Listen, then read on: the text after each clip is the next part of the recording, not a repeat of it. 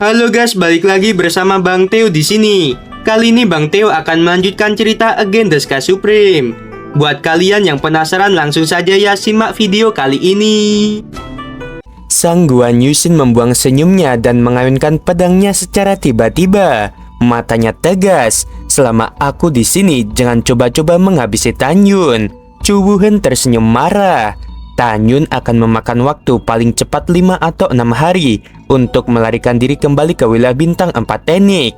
Setelah aku menghabisimu, aku akan mencegatnya. Sang Guan Yuxin, kamu juga ambil dalam kematian Chu Heng. Jika kamu tidak menjeratku kemarin, Chu Heng tidak akan mati.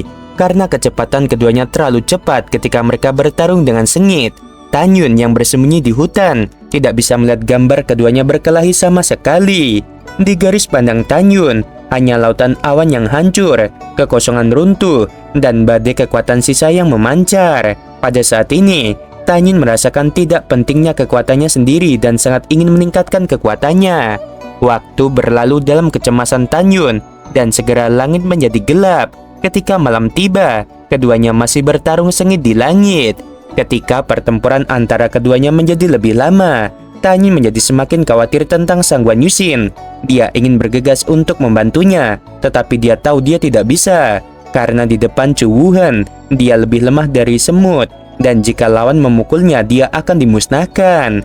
Selama 2 hari berikutnya, Tan Yun terus berdoa untuk keselamatan Sang Guan Yuxin. Pada malam ketiga pertempuran, segera suara kesakitan wanita yang cantik dan lemah tertinggal di telinga Tan Yun. Tan Yun mengepalkan tinjunya dan tampak cemas. Tan Yun menahan napas dan menatap langit berbintang. Samar-samar terlihat di bawah sinar bulan Sang Guan Yuxin yang mengenakan setelan yang kuat dan berlumuran darah, jatuh dari lautan awan yang luas, seperti layang-layang dengan tali yang putus. Tan Yun tidak berani melepaskan kesadarannya untuk memeriksa Sang Guan Yuxin. Dia tahu bahwa begitu dia melepaskan kesadarannya, Chu Wuhen akan menemukannya. Pada saat ini, Chu Wuhen yang telah kehilangan lengan memiliki napas yang tidak teratur. Sepertinya orang tua ini tidak terluka parah. Tan Yun cemas. Apa yang harus aku lakukan? Apakah aku harus bertaruh sekali lagi dan melawan bajingan tua ini? Jika aku tidak keluar, Yuxin akan dalam bahaya. Ketika Tan Yun sangat cemas sehingga dia tidak bisa melakukan apa-apa, tiba-tiba kilatan cahaya melintas di benaknya. Setelah mengambil keputusan, Tan Yun membentangkan rambut putih yang dibandel, dan kemudian kulit di wajahnya mulai menua dengan cepat mengubah penampilannya menjadi pria tua berambut putih. Segera, Tan Yun melepaskan jubah putihnya dan mengenakan jubah hijau. Jika para murid wilayah bintang 4 teknik ada di sini, mereka akan berpikir bahwa Tan Yun adalah Wei Rui. Itu benar, Tan Yun persis seperti Wei Rui ketika dia mengubah wajahnya. Meskipun Tan Yun telah menjadi penampakan Wei Rui, namun ranah Tan Yun masih merupakan ranah raja leluhur tingkat kelima. Tan Yun tahu bahwa begitu Chu Wuhen melihat kultivasinya, dia akan tahu bahwa dia menyamar. Setelah 3 napas, Chu Wuhen yang memar memegang pedang dan terbang di depan Sang Guan Yuxin yang sekarat dalam genangan darah. Sang Guan Yuxin yang sekarat membuka matanya dengan susah payah. Ketika dia ingin mengatakan sesuatu, sangat disayangkan, dia terlalu terluka untuk berbicara. Tiba-tiba, raungan bergema di atas hutan. Kamu semut, beraninya menyerang satu-satunya murid kepala istana. Chu Wuhen yang terluka parah, gemetar ketakutan. Pada waktu yang tidak diketahui, Wei Rui muncul di atas hutan. Chu Wuhen sangat ketakutan sehingga dia hampir kehilangan akal. Dia melupakan rasa sakitnya dan hanya punya satu pikiran untuk melarikan diri. Segera, dia tidak ragu-ragu untuk membakar jiwanya, berubah menjadi seberkas cahaya, dan dengan cepat menghilang di ujung langit. Tan Yun menukik, mengambil Sang Guan Yuxin yang terluka parah dan sekarat, dan terus melakukan langkah Dewa Hongmeng, meluncur melalui hutan dengan kecepatan tinggi. Pada saat ini, Tan Yun dan Chu Wuhen, mereka memiliki pikiran yang sama. Keduanya bertaruh bahwa yang lain tidak akan mengejarnya.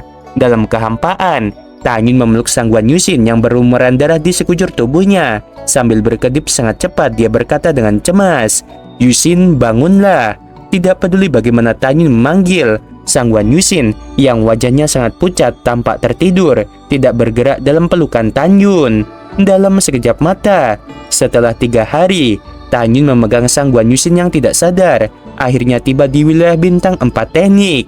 Tiba-tiba, raungan datang dari belakang Tanyun. Kamu berani berpura-pura menjadi diriku? Apakah kamu mencari kematian? Tanyun menoleh ke belakang, melihat Werui tua menatap dirinya sendiri dengan mata kanibal. Di samping Werui, Daokun dan Xing Bingxuan juga berdiri. Werui memandang Sang Guan Yusin yang penuh luka di lengan Tanyun dan berkata dengan marah, "Kamu pencuri yang berpura-pura menjadi diriku. Berani memperlakukan satu-satunya murid kepala istana seperti ini. Kamu pasti ingin menyalahkan diriku." "Tetua, kamu salah paham." Tanyun mengangkat teknik penyamaran. "Murid Sucitan, mengapa kamu?" Werui tercengang dan berkata, "Mengapa kamu menyamar sebagai orang tua ini dan memegang Sang Guan Yusin?" Ketika Werui bertanya, Daokun juga penuh keraguan.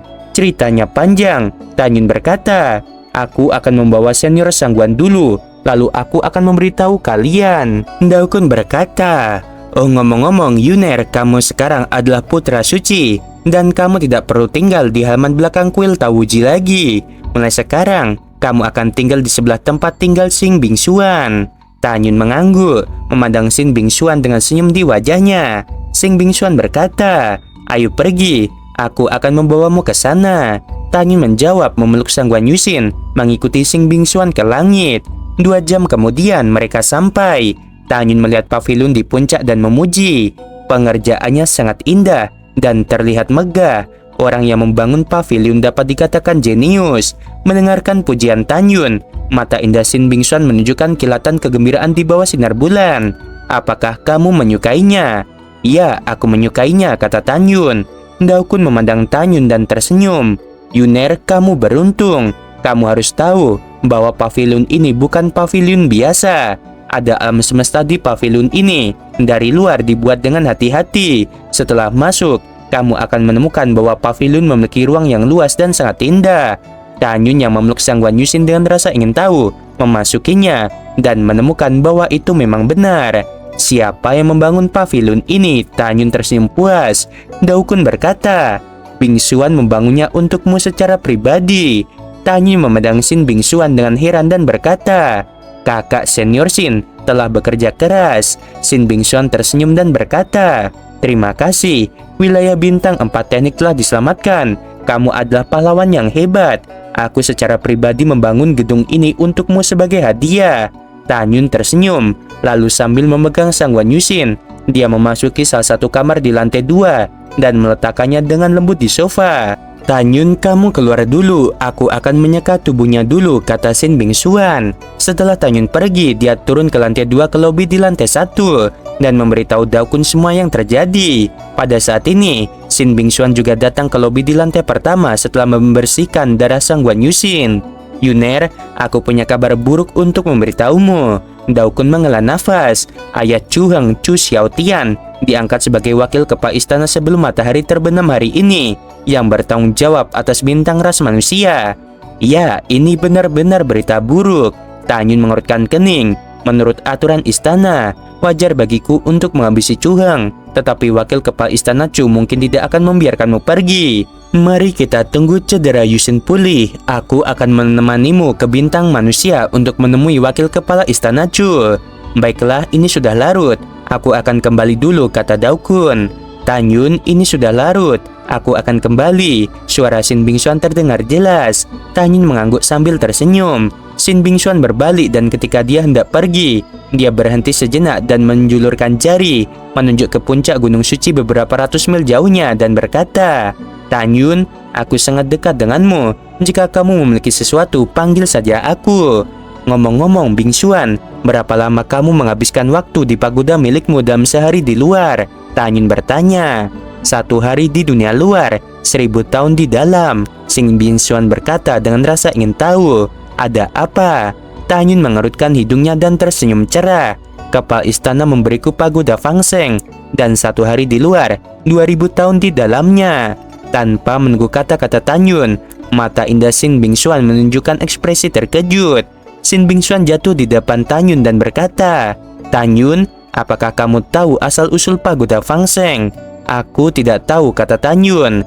Ada desas-desus bahwa pagoda Fangseng adalah peninggalan ayah kepala istana ketika dia masih muda. Tapi kepala istana memberimu pagoda Fangseng. Dapat dilihat bahwa dia sangat menghargai dirimu. Mendengarkan hal ini, Tanyun tercengang. Dia tidak pernah berpikir bahwa Fang Ziki begitu baik padanya. Melihat Tanyun yang linglung, Xin Bingshuan berkata lagi, "Namun aku bisa memahaminya.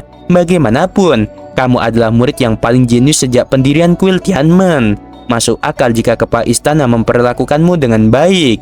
Tanyun berkata dengan ramah, "Jika kamu tidak keberatan, sebaiknya kamu tetap tinggal di sini dan masuk ke pagoda Fangseng untuk berlatih." Xin Bingshuan berpikir bahwa jika dia setuju, itu berarti dia akan tinggal bersama Tanyun di masa depan. Detak jantungnya lebih cepat. Meskipun dia tidak jijik, dia masih sedikit ragu. Tanyun terbatuk ringan. Tanpa menunggu kata-kata Tanyun, suara menyenangkan Xin Bingshuan terdengar. "Aku bersedia berlatih di pagoda Fangseng." Tanyun tersenyum. Dalam hatinya, dia telah menyinggung banyak orang di kuil Tianmen. Xin Bingshuan tetap di sisinya, dan dia memiliki lebih banyak perlindungan. Tiba-tiba, Tanyun memikirkan sesuatu dan berkata sambil tersenyum, "Oh, ngomong-ngomong, kakak senior perempuan, kamu mengatakan bahwa selama aku bisa menang, kamu akan mengabulkan permintaanku." "Ya, aku mengatakannya." Xin Bingshuan mengangguk. Tanyun mengerutkan hidungnya. "Kalau begitu, ingatkah kamu? Aku selalu penasaran dengan penampilanmu. Jika aku menang, kamu akan membuka cadar." Xin Bingshuan mengatupkan giginya dan mengangguk. "Hei, mengapa kamu tidak membukanya dan biarkan aku melihat wajah aslimu?" Tanyun menjadi semakin penasaran. "Tanyun, aku..." Xin Bingshuan berhenti dengan tatapan serius di matanya. "Apakah kamu benar-benar ingin melihatnya?" "Tentu saja," kata Tanyun tanpa ragu-ragu. "Tapi aku harus memberitahumu dulu," Xin Bingshuan berkata. "Jika kamu melihat penampilanku, itu mungkin bukan hal yang baik untukmu." "Mengapa?" Tanyun berkata dengan hati-hati. "Mungkinkah kamu ada kecacatan? Jika demikian, sebagai temanmu, aku dapat membantumu memulihkan penampilanmu." Mata indah Xin Bingshuan menunjukkan sedikit ketidakberdayaan. "Aku tidak mengalami kecacatan." "Lalu ada apa?" Tanyun menjadi semakin penasaran. Xin Bingshuan terdiam beberapa saat dengan kepahitan di matanya dan berkata, "Aku tidak ingat sudah berapa lama aku memakai cadar. Menurut catatan kuno, aku memiliki wajah dengan pesona suci yang sangat langka di dunia. Setiap pria yang melihat wajahku akan tertarik dan tidak dapat melepaskan diri. Karena itu, aku hanya ingin membukanya untuk suamiku saja." Mendengar ini, Tanyun sangat tercengang. Setelah menghela nafas, Tanyun mengepalkan tinjunya dan berkata, "Maaf, aku menarik kembali apa yang aku katakan sebelumnya. Bingshuan, aku akan mengeluarkan pagoda Fangseng dan kamu akan memasuki lantai 2 untuk berlatih." Xin Bingshuan menghela nafas. "Apakah kamu tidak berkultivasi?" Tanyun berkata, "Belum, aku harus menunggu Yusin pulih dari luka-lukanya terlebih dahulu. Dan kemudian, aku akan pergi ke wilayah bintang ras manusia dengan gurumu untuk menemui wakil kepala istana Chu. Kemudian setelah aku kembali, aku akan memahami pengalaman 4 teknik." Xin Bingshuan menghibur. "Tanyun, jangan khawatir, kepala istana bersedia memberimu pagoda Fangseng dan dia akan berpihak padamu." 2 hari kemudian, "Adik junior ke-9, apakah kamu di sana?" Tanyun yang sedang duduk bersila di puncak gunung tiba-tiba mendengar suara Miao Qingqing. Tanyun bangkit, berubah menjadi seberkas cahaya, terbang melalui kehampaan dan muncul di depan Miao Qingqing. Tanyun mengepalkan tangannya dan berkata, "Bingshuan sedang berlatih denganku sekarang." "Apa yang kamu bicarakan?" Miao Qingqing melebarkan matanya dengan ekspresi luar biasa di wajahnya. "Bagaimana junior ke-9 bisa tinggal di gunung milikmu?" Tanyun berkata, "Kakak senior Miao, kamu salah berpikir. Bingshuan hanya berkultivasi denganku." Setelah Miao Qingqing berhenti berjalan di depan Tanyun, dia menepuk bahu Tanyun. "Kakak senior Miao, apa yang ingin kamu lakukan?" Tanyun masih sangat takut pada Miao Qingqing, mengetahui bahwa dia adalah murid suci. Miao Qingqing berkata, "Anak kecil yang baik, kamu telah menyentuh hati juniorku." Melihat penampilan Miao Qingqing yang riang, Tanyun sedikit tersesat. Kerutan serta senyum dari tunangannya Suezian muncul di benaknya. Tiba-tiba, Tanyun merindukan Suezian dan istri-istrinya.